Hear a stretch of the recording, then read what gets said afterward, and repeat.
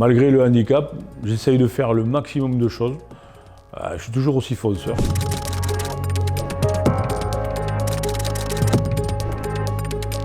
Professionnellement, moi j'étais mécanicien monteur en machine industrielle. Moi j'allais tous les jours travailler en moto.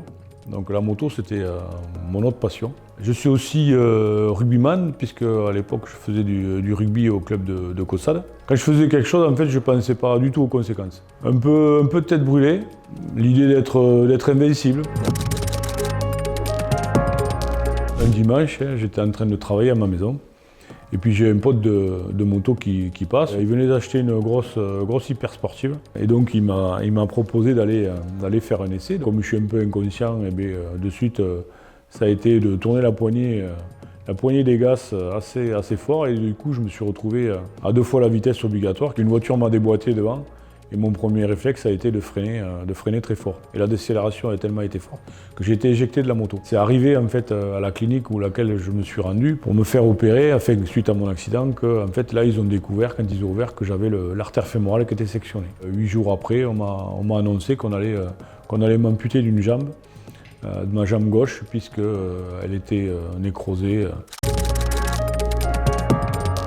Quand vous êtes en situation de handicap, vous devez repasser devant la commission des permis. Après, ça a été mes démarches parce que moi, je voulais absolument retravailler. Et là, c'est pareil, quand vous allez devant la médecine du travail, qui vous reconnaissent inapte et que vous vous retrouvez licencié pour inaptitude à tout poste, et bien là, voilà, c'est un coup de massue derrière la tête.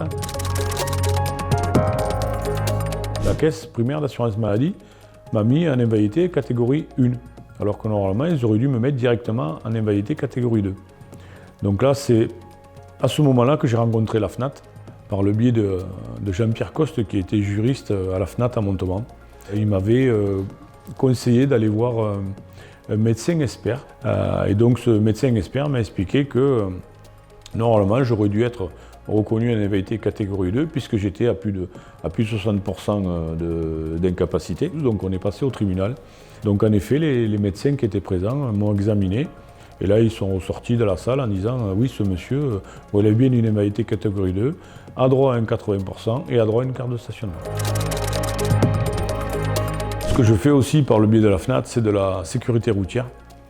Donc je vais dans les collèges et les lycées de mon département et où je raconte justement mon accident et essayer de faire comprendre aux jeunes en fait qu'on n'est pas tout seul sur la route. Et voilà, moi, pour avoir tourné la poignée des gaz un petit peu trop fort, voilà, je me suis retrouvé en situation de handicap, et alors que je me sentais quelqu'un d'invincible.